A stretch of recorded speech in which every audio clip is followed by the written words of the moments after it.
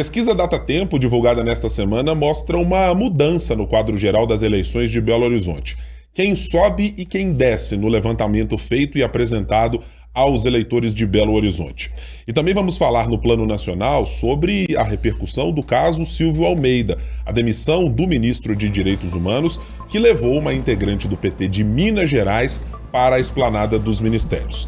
São esses assuntos que a gente trata a partir de agora no 3 sobre os 3. Os principais fatos sobre os 3 poderes da República. 3 sobre os 3.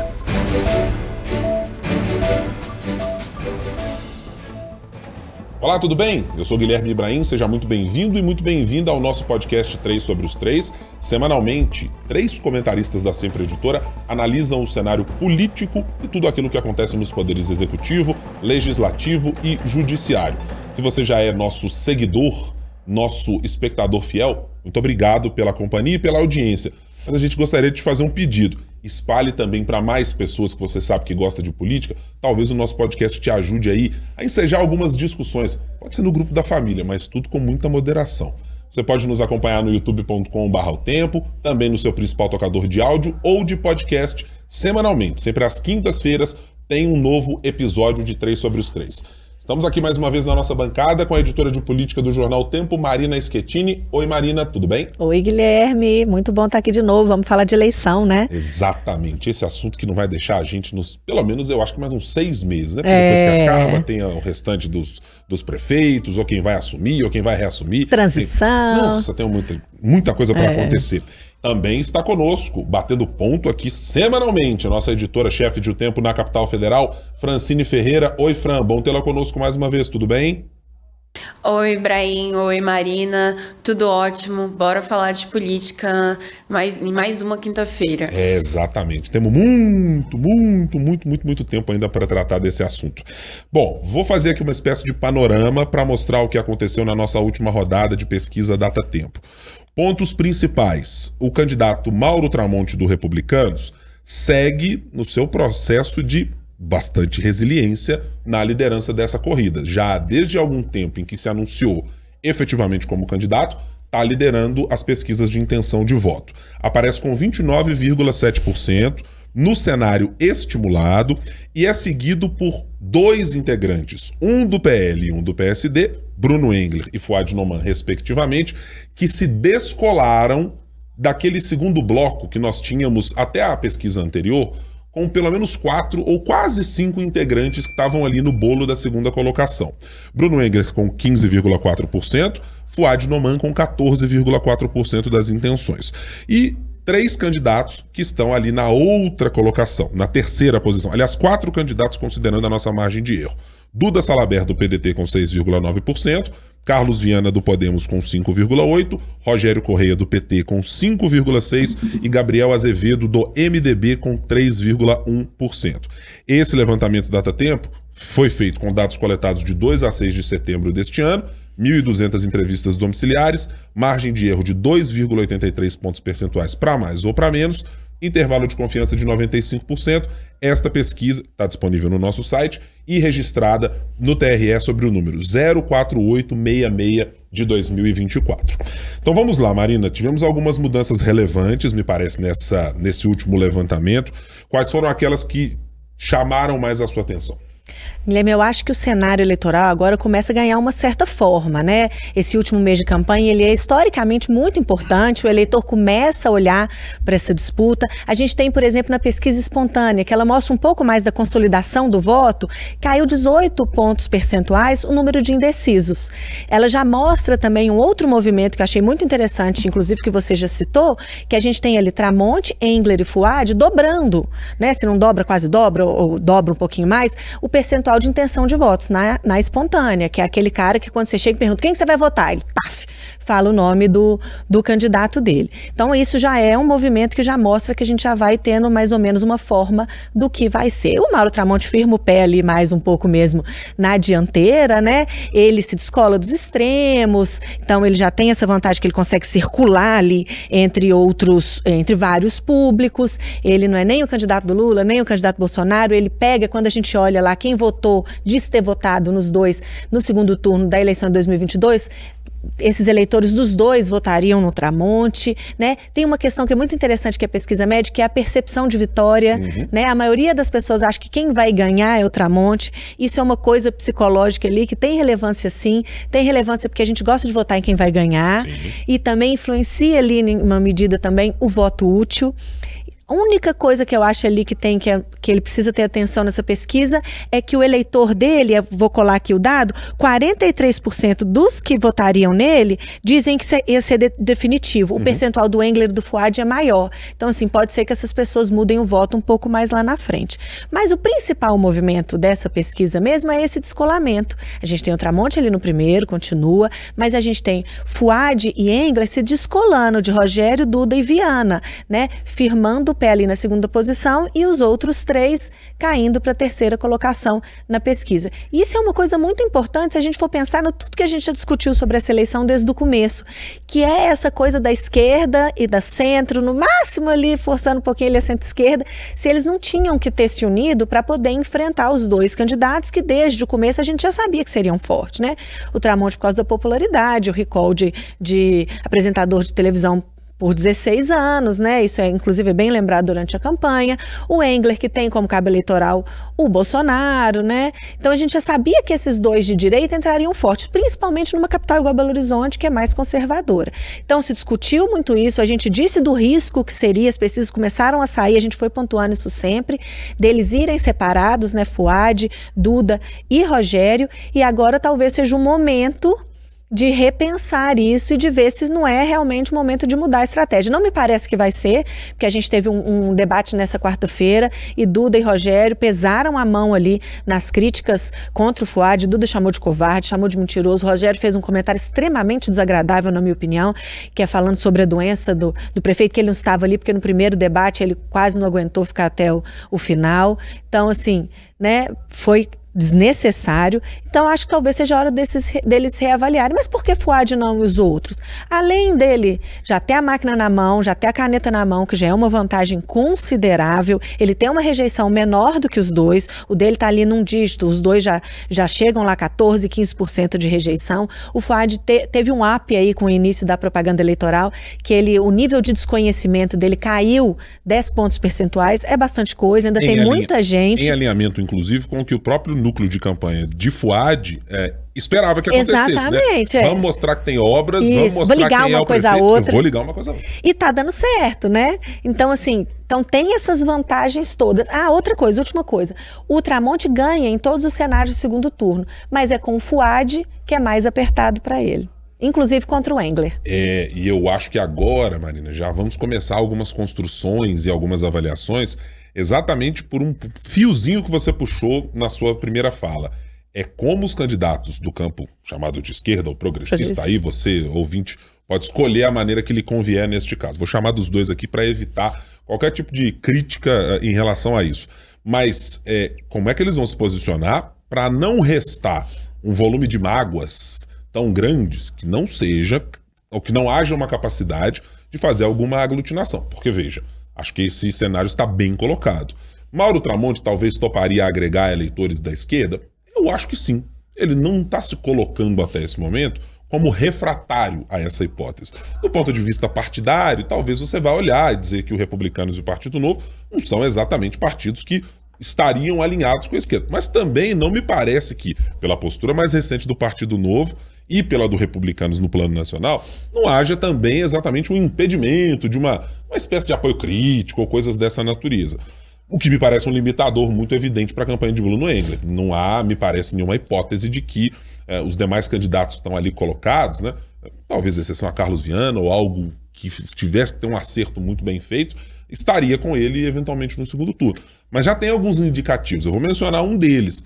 A vereadora Cida Falabella, por exemplo, recentemente fez um post na sua rede social dizendo, olha, não, por enquanto não vamos aqui lançar nenhuma crítica feita às candidaturas progressistas ou coisas dessa natureza, mas não contem comigo também para criticar o prefeito de Belo Horizonte, Fouad Noman, que apesar de não estar exatamente no nosso campo, na avaliação dela, é melhor tê-lo naquele campo com o Mauro Tramonte numa disputa do que ter Bruno Engler. Ela coloca claramente, nós, e ela é uma integrante do PSOL, que tem uma ligação fortíssima com a vice de Rogério Correia, Bela Gonçalves, dizendo, olha, se o cálculo político foi esse de ter de fazer uma composição de uma aliança, a única certeza que nós temos é de que não estaremos com o Bruno Henrique. Então tem algumas dessas coisas que já estão começando a ser gestadas a partir dos números que as pesquisas estão trazendo. E a Datatempo trouxe esse retrato, né? Esse mesmo raciocínio já está dentro do PV, já tem uma ala do PT também que já está pensando assim, porque é isso, assim, é garantir que a gente chegue, nem que seja com Fuad, no segundo turno, para evitar um Tramonte e Engler. E aí dificultar as opções de apoio e talvez de composição até de espaço político, né? Fran, queria a sua avaliação, queria a sua percepção, como é que você está vendo esse cenário de Belo Horizonte e desse nosso levantamento Datatempo, o que te chamou mais a atenção? Bom, o levantamento mostra justamente o quanto que tempo de TV fez diferença, né? Se a gente pega o Fuad, por exemplo, e o Engler, que tem mais tempo aí nas inserções no rádio, na televisão, eles tiveram um crescimento em relação à última pesquisa Datatempo, né? Que foi em agosto, e principalmente quando pega o Fuad, né? Que antes estava com 8,7 e agora está com 14,4. O Engler também subiu de 10,8 para 15,4, enquanto o Tramonte teve um crescimento de 2 pontos percentuais, mais ou menos, né? Então, isso mostra também que como esses candidatos se apresentando, no caso do Engler, se mostrando como o candidato do Bolsonaro, o candidato verdadeiro da direita que ele gosta de falar, né? E o Fuad se apresentando como o prefeito de BH, quem fez obra X ou obra tal, isso realmente mostra que contribuiu. Então, a gente sabe que as campanhas se fazem também nas redes sociais, mas não deixa de mostrar a importância disso para o eleitorado, né? Ao mesmo tempo, quando vocês falam desse deslocamento, né, justamente aí, desse, digamos que o primeiro pelotão, o segundo pelotão ali, a gente vê também, até nacionalmente, que o próprio bem antes ali, de todas aquelas conversas do campo de esquerda, o próprio presidente Lula já estava, de certa forma, resistente a entrar de fato na campanha de Rogério Correia. E agora, com tudo isso, ele vai se afastando ainda mais. Que a gente lembra que a candidatura de Rogério Correia ocorreu principalmente em função de uma persistência do PT mineiro, que persistiu ali ao falar, olha, o PT já abriu mão de muitas candidaturas, como, por exemplo, em duas cidades muito importantes, que é o caso de São Paulo e Rio de Janeiro, que no Sudeste precisaria ter ali BH em relação a isso. Então, Lula concordou com essa persistência do PT de Minas, principalmente porque a base estava cobrando que não estava com espaço na esplanada e várias outras questões.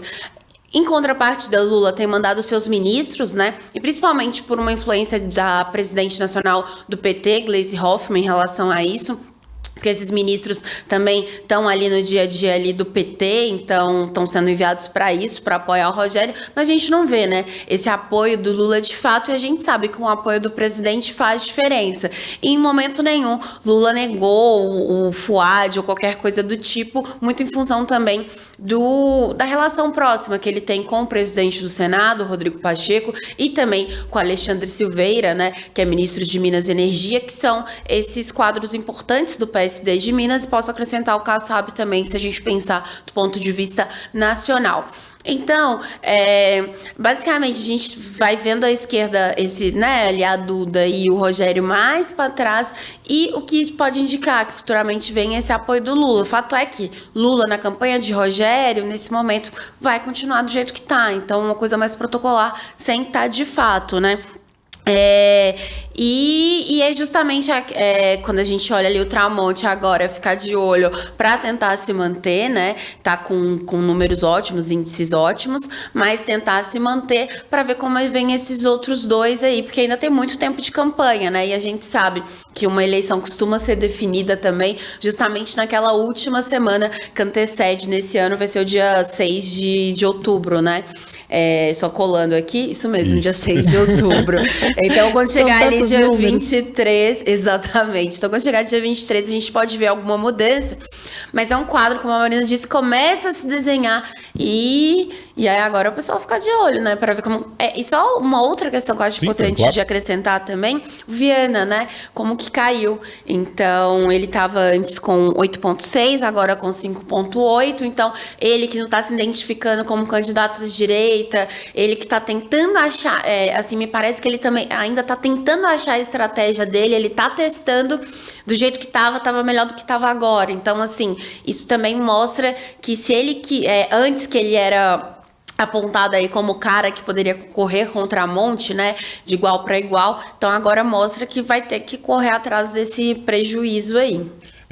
Tem algumas questões apontadas por vocês que são bem interessantes. Eu quero lembrar de uma que a gente falou aqui no podcast algumas vezes, e a Marina mencionou também um pouco isso. Primeiro, está muito claro que a nossa pesquisa Datatempo lá de trás, que fazia um mapeamento de quem são os eleitores de Belo Horizonte, até esse momento ela está aqui desenhada. Os eleitores de Belo Horizonte, neste momento, têm sido refratários ao campo de esquerda. Ou seja, quer dizer que todos são da direita, todos são de centro-direita? Bom, neste momento, o retrato que temos é de que sim, a cidade de Belo Horizonte está em busca de um prefeito de centro-direita. Sempre bom deixar a ressalva feita. Não quer dizer que este é o resultado final, pesquisa é um resultado de momento, dos dias em que foram colhidas as opiniões dos eleitores. Mas elas estão dando um indicativo até agora de que há claríssima ressonância e conexão com o que dissemos lá atrás, medida pela Datatempo. O eleitor de Belo Horizonte tem, como tem tido em algumas últimas eleições, se mostrado refratário aos candidatos de esquerda ou até de centro-esquerda. E eu não sei se dá para colocar, evidentemente, muito na conta, única e exclusivamente de polarização ou coisas dessa natureza, porque também tem havido uma questão de competitividade. No caso do PT, há uma dificuldade objetiva de encontrar candidatos que cheguem com uma conexão inexorável com a cidade, que você diga assim, esse cara tem de ser o candidato. Não tem jeito, a relação dele com a cidade está tão grande que não é possível fazer. Eu vou usar até um exemplo comparativo. O PSOL, por exemplo, tinha isto com a deputada, ex-deputada, aliás, Aura Carolina. Era um pouco daquele apulpo de todo mundo dizer assim, gente, quando tiver uma candidatura a prefeito de Belo Horizonte, tem que ser a Áurea. Ela é uma pessoa conectada com a cidade. Então, acho que isso falta ao campo de esquerda. Acho que Duda Salabé está fazendo uma tentativa dessa construção, mas não parece encontrar ainda na cidade essa conexão tão umbilical da cidade dizer o seguinte, é essa candidatura aqui. Em especial, face aos candidatos que estão colocados nessa eleição. Acho que o grau de competitividade nesse ano aumentou significativamente, com muitos componentes assim, diversos em cada uma das candidaturas. Mauro Tramonte com esse perfil muito diverso, aberto, fluido, capaz de fazer alianças impensáveis e que não parece ter nada muito à direita, muito à esquerda, ou muito ao centro, colado nele, né? Eu continuo achando que Mauro Tramonte é o candidato folha em branco. A qualquer momento, algo pode ser escrito por lá. Ou a eleição pode passar com a folha sendo escrita, a folha sendo mantida em branco, sem nada ser colocado lá dizendo esse candidato defende isso aqui, ele defende isso aqui, ele defende isso aqui. Ele vai dizer, eu defendo o povo. E acho que até agora tem tido um efeito absolutamente devastador nas demais candidaturas, porque acho que ninguém tinha essa expectativa. E a gente ouvia nos bastidores, a gente conversando, dizendo, não, a gente acha que dá uma desidratada, não vai ser assim também. Não é o que está difícil apontando. até contrapor, né? É uma resiliência e não me parece até o momento que as candidaturas encontraram caminhos para fazer isso. Há críticas políticas que estão sendo endereçadas a ele, como foram nesse último debate mencionado pela Marina na TV Alterosa, como foram em outros debates, de dizer da participação que ele tinha na Assembleia Legislativa, de como se posicionou em temas específicos sobre o Estado, votações pró ou contra governo, do fato de nunca ter se posicionado ideologicamente em lugar algum. Então diz, olha, esse candidato também não é isso, também não é aquilo. Mas ele também nunca se colocou nessa condição. Então há uma dificuldade muito objetiva de quase todas as candidaturas de colocarem algum preguinho na testa com um cartazinho dizendo assim, Mauro Tramonte é isso aqui, ou olhe para ele de uma outra maneira. Que eu acho que é o que está criando o cenário de tanta dificuldade para os outros postulantes à Prefeitura de Belo Horizonte. Isso para mim está muito evidente, como não há uma estratégia clara de todos eles. Muitos estão ainda na tentativa de dizer, peraí, eu vou tentar roubar votos do prefeito de Belo Horizonte. E essa até o momento não tem conseguido encontrar nenhuma fresta. Assim. O paredão Mauro Tramonte, por enquanto, segue intacto frente às críticas que estão sendo feitas a ele. E quem estão desidratando são os outros. Me impressiona um pouco, eu confesso, a menção que foi feita pela Fran ao candidato Carlos Viana. A gente pode listar aqui, enumerar, daria uma ficha corrida gigantesca para dizer da quantidade de problemas que o senador Carlos Viana vive e possivelmente continuará vivendo dentro do seu partido hoje, o Podemos, para ter algum tipo de unidade e para ter uma campanha coesa, com uma ideia, com um caminho, com um desenho. O candidato já mudou diversas vezes da sua postura pública. Do senador mais comedido do terno, passou para alguém com o boné, daqui a pouco era alguém com o martelo, então, assim, a marreta, né, aliás. Então tem muita coisa que me parece ter dificuldade de o eleitor identificar exatamente quem é Carlos Viana. E acho que ele tem a dificuldade mais objetiva de todos os candidatos que estão colocados hoje. Carlos Viana não parece ser querido nem pelo campo da esquerda, nem pelo campo da direita. Talvez seja visto pela direita como um traidor ao bolsonarismo, e muitos dos aliados de Bolsonaro empurram a ele essa pecha, e no campo da esquerda, onde ele nunca esteve, também já é uma relação com uma distância de um canyon. Mas Carlos Viana, mas de jeito nenhum, não mantemos nenhuma relação. Então acho que ele ficou num limbo de votos, no qual inclusive Gabriel Azevedo está. Tendo candidaturas que estão colocadas mais à esquerda, mais à direita, faltou voto, está faltando eleitor para preencher um centro com essas candidaturas. E de fato elas estão ficando pulverizadas, estão ficando ali com uma ideia, não estou fazendo nenhuma crítica especificamente aqui aos planos de governo, às ideias apresentadas, ao que o candidato quer. Mas parece haver uma dificuldade muito clara de um centro que tenha ideias muito diferentes do que o eleitor gostaria. O eleitor de Belo Horizonte está se mostrando pragmático comparativamente com o que a gente pensava na Datatempo, a Datatempo apontava. Então, eu tenho uma clareza de que o prefeito Fouad Noman, neste momento, me parece o candidato que entrou, digamos assim, na rota positiva, né? Tudo parece conspirar para aquilo, do plano traçado ao resultado que possa acontecer. Certamente não havia um Mauro Tramonte no meio do caminho nesse plano da prefeitura. Mas me parece que o prefeito entrou com as armas que tinha de investimentos públicos, de poder fazer presença em equipamentos públicos e dizer às pessoas, impresso com a cara dele, eu sou o prefeito desta cidade, se tá bom, é comigo, se tá ruim, deixa que eu mesmo melhoro. E uma coisa interessante, né, Guilherme, ele aumentou o nível de conhecimento do eleitor sobre ele e a rejeição dele não aumentou. A avaliação de governo dele cresceu um pouco, né? O pessoal que desaprova, que acha ruim, irregular, ficou estável e o pessoal que aprova cresceu, que é um movimento que geralmente costuma ser o contrário, né? Aumenta o conhecimento, aumenta a rejeição. Esse é quase o cenário dos sonhos de qualquer marqueteiro político, de qualquer coordenador de campanha. À medida que você consegue melhorar sua visibilidade, manter uma rejeição baixa e ter margem para crescer sem que o eleitor deteste você. E mesmo algumas das críticas que estão sendo feitas pelos candidatos direcionados a Fouad Noman me parecem também um tanto quanto já cristalizadas ou galvanizadas na opinião do eleitor. Não me parece haver uma espécie de bala de prata de dizer o seguinte: o candidato Fouad Noman tem este problema gigantesco, tem uma grande relação com corrupção, com quaisquer coisas que assim, tem uma ressonância no eleitor de ojeriza nele. Não me parece que até agora ninguém conseguiu encontrar nada dessa natureza. E olha que não foi tentado. Já houve algumas de dizer, olha, da relação dele com as empresas de ônibus, por que não rompeu o contrato, da relação, por exemplo, com o meio ambiente, é apontado, olha, o prefeito que suprimiu muitas árvores da cidade. Mas tem um outro campo que está dizendo, mas trouxe a Stock Car, mas tem isso aqui, mas plantou tem isso aqui. Plantou suas árvores. Então, replantou as árvores. Então, eu acho que há uma dificuldade muito objetiva também de quem está criticando o incumbente de conseguir achar um caminho que seja possível de fazer uma crítica tão consistente ou tão arrebatadora que você diga, essa aqui o prefeito de Belo Horizonte não tem como se defender. Vamos aguardar, né? Temos mais de 20 dias de campanha ainda para acompanhar, mas temos muitas coisas a acontecer nessa campanha, porque o cenário que estava completamente aberto começou a dar uma afuniladinha. Vamos esperar os nossos próximos levantamentos Datatempo para acompanhar o que acontecerá. Marina e Fran, vamos passar aqui a nossa discussão das pautas, ou da pauta nacional, para falar do ministro Silvio Almeida. Ex-ministro, aliás, de Direitos Humanos, demitido no último dia 7, após uma sequência de denúncias que foram feitas sobre supostos casos de assédio sexual e depois adicionados com o componente de assédio moral. E eles têm sido revelados diariamente na imprensa, com depoimentos, inclusive, que já foram colhidos pela Polícia Federal.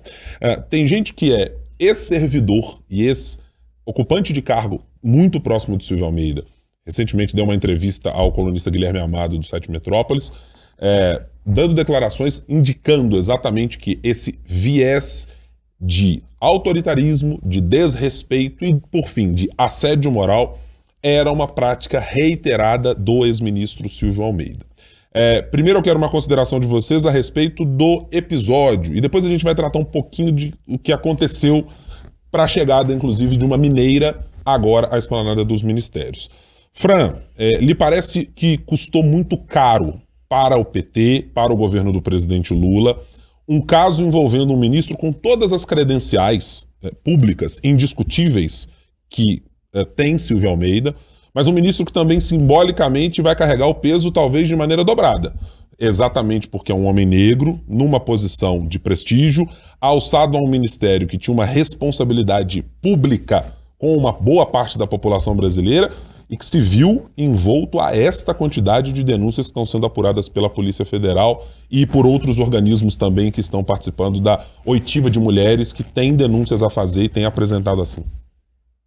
Pois é, Ibrahim, na exato uma semana, né? Vai fazer uma semana que essas denúncias vieram à tona com o Guilherme Amado, uma apuração que ele começou ainda em junho, julho ali, houve muita gente do governo, denunciantes, para trazer esse caso à tona e que, de certa forma, a notícia ali, uma coisa ou outra sobre ele, estava circulando há um tempo já, né, nos bastidores do governo federal, os ministros estavam cientes de algumas coisas, inclusive é dito também que a ministra de Igualdade Racial, Aniele Franco, né, que seria uma das vítimas, ela inclusive teria levado o caso para a primeira-dama, Janja, que foi quem comunicou, falou com Lula, né? E desde o primeiro momento que isso se tornou formalizado ali por meio da reportagem, e logo em seguida, né, a confirmação da organização Me Too Brasil, sem apontar nomes, obviamente, mas justamente dizendo que as denunciantes, elas concordaram com que isso viesse à tona justamente para dar mais força, né? Principalmente em função da cadeira, né, de ministro, isso carrega um peso enorme e tudo.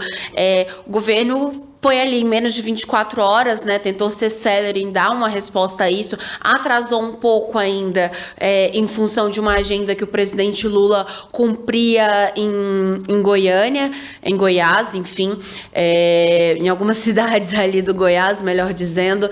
Então, assim, na realidade, se a gente for analisar todas essas denúncias, tudo isso, o que o governo federal está querendo agora, o que o presidente Lula está querendo agora é justamente olhar para frente, dizer como que vai ser daqui para frente, logo mais a gente aborda sobre isso, né? Justamente para evitar isso, porque o que se ouvia era justamente as palavras de decepção ou coisas do tipo, justamente por esse peso que você citou, né?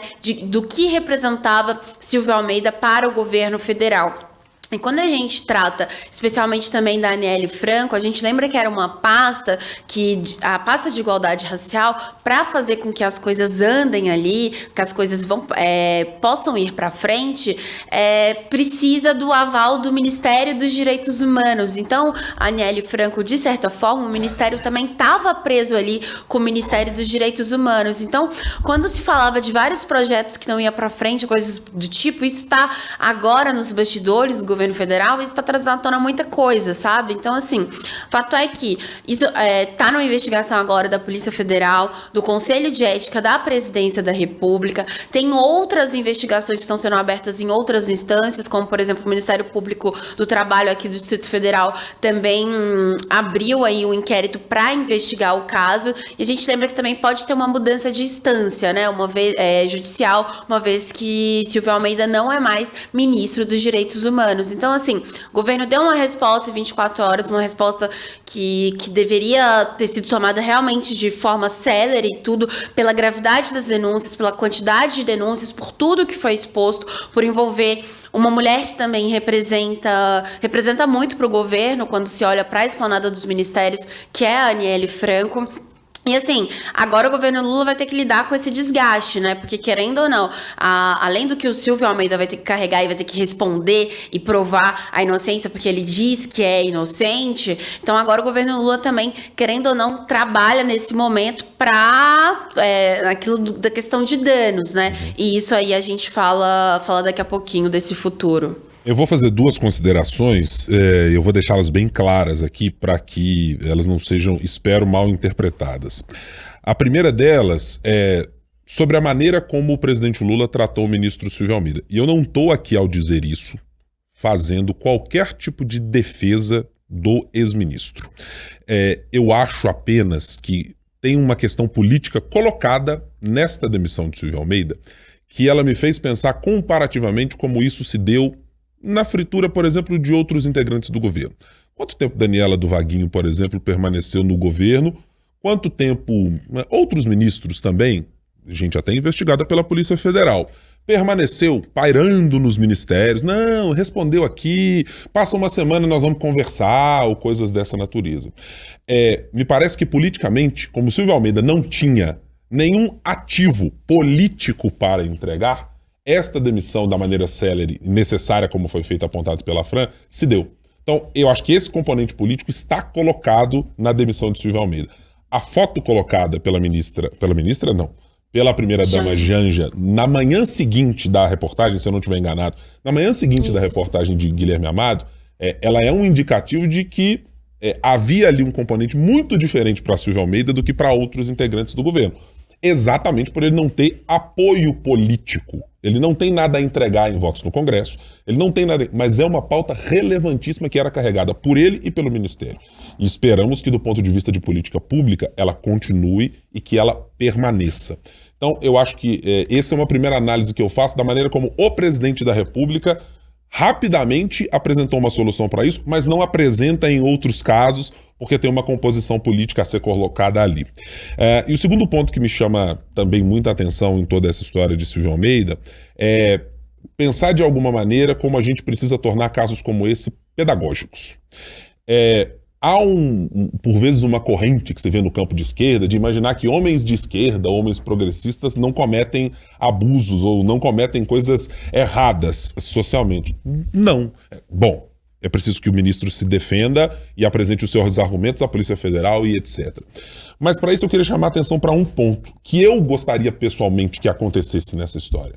É que eu sei de todas as nuances, eu ouvi muitas das opiniões apresentadas pelo Me Too, e pelas integrantes do governo de dizer como aquilo talvez afetasse o governo internamente, que não queriam fazer uma exposição, o quanto é 1 bilhão de vezes mais difícil para uma mulher apresentar isso num espaço de poder e não ser descredibilizada e não ser tratada como mas é por um problema X, a mulher tá maluca, as coisas não são essas. Mas eu gostaria muito que esse tipo de denúncia passasse a se tornar uma denúncia que fosse concretizada, levada aos órgãos de fiscalização. Por um motivo. Para mostrar a outras mulheres e a outros exemplos que é preciso percorrer este caminho. Ele é doloroso, ele é certamente mais difícil, ele muito possivelmente faz com que a vítima rememore os piores momentos e as piores sensações, mas eu acho que a gente precisa tratar a coisa pública também com esse nível de pedagogia, de fazer com que tem uma denúncia como essa, represente, faça uma denúncia formal, apresente o máximo de provas que puder ser reunida, com depoimentos de outras pessoas, porque eu não gostaria nunca que um caso como esse, desse tamanho, caísse único e exclusivamente na discussão sobre mas o ministro disse e a ministra disse que não. Não, a gente precisa tornar esses casos emblemáticos e com provas. Tanto para casos como esse, como para casos que aconteceram no governo Bolsonaro com o presidente da Caixa, precisa ter denúncia, precisa formalizar esse tipo de coisa. E eu repito, eu sei e ouvi as opiniões e as nuances de mulheres que pertencem a essas organizações e que falam sobre essa dificuldade. Mas eu acho que a gente precisa dar um passo para melhorar isso dentro da coisa pública, para que não sejam única e exclusivamente denúncias apresentadas e que vão ter que ser respaldadas pela Janja. Porque já imaginou um cenário em que ela não estivesse lá? Em que ela não fosse a pessoa a acolher esse tipo de denúncia? O que seria? Seriam homens, mais uma vez, dizendo não, mas peraí, talvez não tenha sido isso, né? Acho que a gente não pode contar com isso para ser uma solução. Precisamos criar estruturas mesmo robustas que deem conta de acolher, entender e respeitar o que as mulheres vivenciaram, como está apontado até agora, neste caso, Silvio Almeida. Além disso, né, Guilherme, a gente precisa aprender a lidar com esse tipo de caso, né? Assim, a gente vê todo mundo um pouco perdido, sem saber o que faz. Eu concordo com essas duas colocações suas. Acho que a ministra Aniele tem um peso ainda que pode ajudar nós, mulheres, em situações parecidas, a saber como lidar com isso.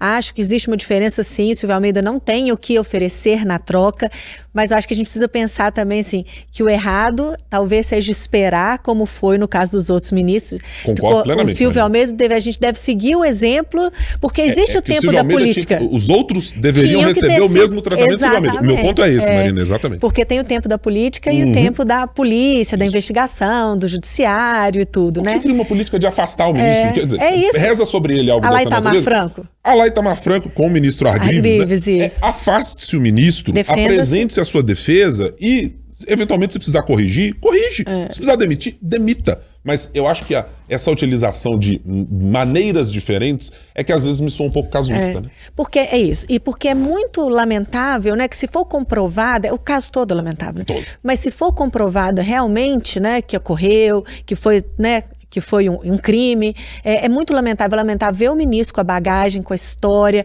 com a expectativa que tinha em cima dele se apoiar no racismo para poder se defender mentindo. Acho que você diminui uma luta que é tão relevante, tão importante, e ainda acrescenta um outro ingrediente que, se realmente o governo já soubesse há mais tempo e não tiver feito nada, isso é um outro problema muito grande, porque quando ele continua ali naquela posição de poder, ele pode, além de intimidar as vítimas, fazer outras, como no caso dos ministros envolvidos em corrupção, continuar roubando. Entendeu? Por isso que a gente precisa realmente ali seguir esse afastamento, eu concordo muito com protocolos, Marina, é isso, adotar protocolos que permitam que um caso como esse, gente, esse caso poderia ter sido esquecido. Acho que assim, eu não posso perder de vista de que não houvesse a esposa do presidente da República para ter feito uma acolhida e politicamente também ter feito ali uma exposição que permitiu isso. Talvez a ministra Aniele Franco tivesse que carregar isso pro resto da vida, para dizer assim, eu não vou fazer isso com o governo em que eu estou. Isso é absolutamente absurdo, é lamentável, assim, é tornar perene uma realidade que as mulheres já vivem no dia a dia. Quer dizer, um governo que se propõe a ser diferente vai adotar a mesma prática? Eu não consigo esperar que isso aconteça, né? E aí a gente precisa mudar essa cultura, né? Assim, acho que é impossível você conversar com uma mulher que ela não tenha passado por um momento no trabalho dela, na vida dela, que é isso. Mas foi só, ela entendeu mal, foi uma piadinha só. Eu acho que ela que estava querendo alguma coisa comigo e eu não quis, sabe? Assim, pra gente tentar mudar essa cultura, do limite mesmo, da gente entender o que é o tratamento entre duas pessoas no local de trabalho dela, como que essa mulher merece, deve ser tratada, ser humano. Porque eu não vou chegar aqui e fazer um comentário sobre, nossa, sua roupa, ou seja lá o que for, o seu cabelo, né? A falta de, no seu caso. Ou a falta de, neste caso. Eu não vou fazer um comentário desse, como eu não quero que você faça comigo, entendeu? Assim, a gente precisa aprender, a gente precisa institucionalizar mesmo os procedimentos e a gente precisa trabalhar nessa mudança de cultura. E esses casos, como tudo na vida, eu acho que a gente consegue tirar uma coisa boa dela, mesmo que seja muito pequena e mesmo que seja para mudança, eu acho que nesse caso é isso. Talvez seja o momento da gente discutir isso mais, da gente criar esses protocolos e da gente achar saídas. E a indicação da Macaé, só vou falar isso, não vou entrar mais. A indicação da Macaé nisso tem muita simbologia. É uma mulher negra, contrapõe esse argumento, se for mentiroso, de racismo que o Silvio Almeida usou, ajuda também pelo fato da Aniele, né, dar um apoio para ela, também é uma mulher negra. Então acho que tem todo esse simbolismo que era necessário nesse momento. E simbolismos são importantes, não são mimimi. Eles são importantes. E tem um componente aí, Marina. Fran, já estou trazendo todo mundo aqui para a nossa conversa sobre Macaé Evaristo, porque eu acho que também é possível atribuir a ela uma perspectiva de ter um tratamento público e político melhor do que o Silvio Almeida, que não tinha uma experiência prévia em lidar com algo desse tamanho. Nós estamos falando de um ministério que tinha sob seus ombros uma responsabilidade de mais de 50% da população brasileira em dizer o seguinte, alguém em algum momento olha para um ministro negro e se vê reconhecido, e dizer, olha, que legal, que ele ocupa um cargo público, etc. Evidentemente, para a população de pessoas pretas como eu, é claro que você olha com bons olhos para ver o ministro Joaquim Barbosa no STF, para ver o ministro Silvio Almeida, para ver a ministra Edilene Lobo no Tribunal Superior Eleitoral. Evidentemente que o componente racial está colocado ao olhar para aquilo. Mas eu acho que a ministra Macaé pode dar ao governo, ou pelo menos deveria dar ao governo, exatamente isso. A capacidade de, qual foi o erro cometido aqui? O diagnóstico é qual? É de que fomos permissivos como governo a um ministro que tinha uma conduta reiterada, se assim for comprovado, e portanto precisamos mudar essa cultura, ou não foi um problema dessa natureza, foi de outra ordem, ou houve uma disputa política, ou o que quer que tenha acontecido. Mas que eu acho que ela tem uma capacidade, com experiência pública, de potencialmente fazer uma coisa diferente nesta relação que está criada nesse momento no Ministério dos Direitos Humanos. Essa coisa de conhecer o público, né? A Macaé tem currículo, ela tem experiência com a coisa pública, né? Ela já foi vereadora, ela foi secretária municipal, secretária estadual, estava no cargo de deputada até esses dias. Então, assim, ela tem esse traquejo político, porque para um ministro precisa ter traquejo político. Independentemente do ministério, esse ministério tem muito dinheiro, esse aqui não tem, esse aqui precisa mais ainda de negociar, de conversar. Independentemente disso, sabe, assim, o ministro ele tem que saber também circular ali, né? E eu acho que ela ainda traz esse componente, além de atender o PT, né? Devolver para o PT a pasta dos direitos humanos, atender o PT de Minas, né? Sim. Que o PT de Minas não tem, né? Que a gente tem o Alexandre Silveira, mas o Alexandre Silveira é PSD, o PT daqui não tem. Tem uma reclamação bastante relevante. Ô Fran, e aí quero colher a sua avaliação. Evidentemente, se você quiser falar ainda sobre a primeira parte aqui da nossa conversa na posição Silvia Almeida, fique à vontade, mas também quero colher a sua avaliação sobre essa chegada da ministra Macaé Evaristo ao cargo de ministra de Direitos Humanos. É bem recebida? É um nome que parece que passou bem para a chegada ao Palácio do Planalto? Como é que você avalia? Pois é, puxando pelo que a Marina disse, justamente do PT de Minas, né? Com essa saída e tudo mais, foi justamente o momento também, olhando politicamente aqui, do presidente Lula agradar não só o PT de Minas, mas agradar a base do partido também por aqui, porque a Macaé é um nome não só do PT de Minas, é um nome que tem muito respeito no PT nacional e que preenche, justamente essas lacunas relacionadas aí, seja a questão racial, seja a questão de ter uma mulher num cargo de poder, numa pasta tão importante, e a Macaé entra também fortalecendo, de certa forma, a pasta de Aniele Franco, né, do Ministério de Igualdade Racial. Justamente, abrindo os parênteses, o que eu tinha dito antes, de que a pasta da Aniele, ela fica subordinada, de certa forma, financeiramente, do ponto de vista de orçamento, à pasta aí de direitos humanos. Então, pode ter, de certa forma, também um fortalecimento de ações na pasta de igualdade racial. Agora, foi uma resposta que o governo teve que dar também de forma célere, justamente nesse sentido de tentar conter essa crise. A crise está posta aí, então o que o governo Lula tem que tentar nesse momento, ou tenta, melhor dizendo, nesse momento, é justamente se afastar um pouco disso, no sentido de que, olha, uma decisão foi tomada de forma rápida, seja a decisão de afastar Silvia Almeida, mostrando que um governo que justamente se diz, né, que ele tem mais representatividade, seja por cor ou por gênero, é um governo que tem mais mulheres, sim, no comando de pastas, no comando, mais mulheres na esplanada, é um governo também que, de certa forma, deu uma resposta célere a essa questão tão grave que é o assédio sexual, quando a gente também pensa que, por anos, a gente não só deixou de ocupar espaços de poderes, a gente está melhorando isso, mas ainda tem uma grande luta pela frente, mas como também, por diversas vezes, a gente foi silenciada em vários momentos em relação a essas denúncias. Então, é importante, sim, né, quando uma ministra, quando alguém pode falar disso abertamente, porque justamente é tão difícil chegar a essa conclusão de ter que falar. Por quanto tempo, né, a Aniele ficou ali passando por isso, ficou ali também não podendo, às vezes, colocar políticas públicas para frente ou coisas do tipo, por a pasta tá ali presa com a de direitos humanos, de certa forma. E aí a gente até lembra aqui, né, que a relação entre os dois ministérios também estava muito conturbada, então os próprios servidores já comentavam sobre isso. O próprio Silvio Almeida teria ficado irritado quando vieram à tona os primeiros, digamos que, comentários, isso, lá no ano passado, né? Então a gente olha que, e até fazendo parênteses, a gente olha assim, essa resposta do governo demorou menos de 24 horas, era o que deveria ser feito, quando a gente falando de assédio sexual, que o governo fala também, dá uma resposta para todo o país, e levando a Macaé nisso também, é uma forma do governo tentar conter essa crise e dizer, olha, a gente vai continuar com políticas públicas, e agora é uma mulher preta num cargo de poder, e em contrapartida o Lula também faz um aceno ali ao PT, à base partidária, uma vez que o Silvio Almeida não fazia esse aceno. Então, enfim, é um caso lamentável, e digamos que agora o momento é para ver os próximos passos e principalmente para ver o que o Conselho de Ética da Presidência da República vai apontar. Na semana que vem acaba esses 10 dias, então, claro, tem que ser sim garantido, né, o direito aí à ampla defesa e tudo, mas enfim, são muitas denúncias, são muitos indícios, são muitos depoimentos, e a partir disso, vamos ver o que vai sair judicialmente também dessa questão, já que a Polícia Federal está com esse caso também nas mãos. Eu acho que não é exatamente pela maneira que se espera, mas acho que esse caso tem de servir para lançar à luz, mais uma vez, algumas questões que o Brasil tende a fingir que não acontecem. Homens, brancos ou não, pardos, amarelos ou etc., familiares, pais, mães, tios, etc., eles podem se configurar como abusadores.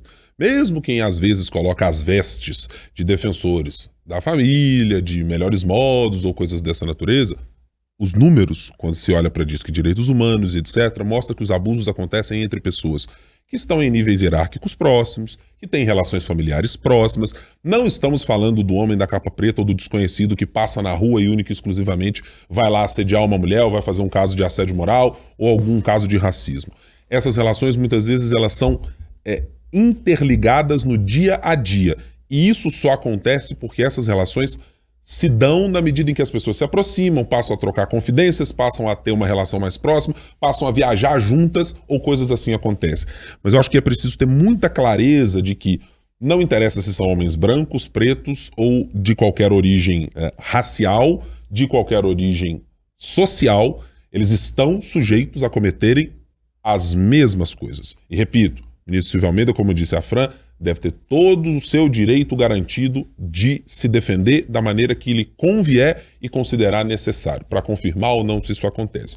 Mas acho sempre importante eu lanço mão disso todas as vezes que discuto sobre casos de violência sexual e coisas dessa natureza, porque a gente tende a criar uma ideia ou, por vezes, usar uma cortina de fumaça para nunca olhar para dentro do seu ciclo e ver que lá mesmo pode ter um abusador. Lá mesmo pode ter alguém que está assediando um outro, mas pode ser um familiar seu. Ele pode ser um conhecido, pode ser um colega de trabalho, pode ser alguém da empresa em que você já trabalhou, pode ser uma relação que você conhece. Então, é preciso criar, repito, essas ferramentas que eu acho relevantíssimas para que as pessoas consigam entender. Não é porque é pai, não é porque é ministro, não é porque tem cargo superior, não é porque trabalha numa posição hierárquica A ou B, que ele está imune a cometer erros e crimes. E acho que isso precisa ficar todas as vezes de maneira transparente.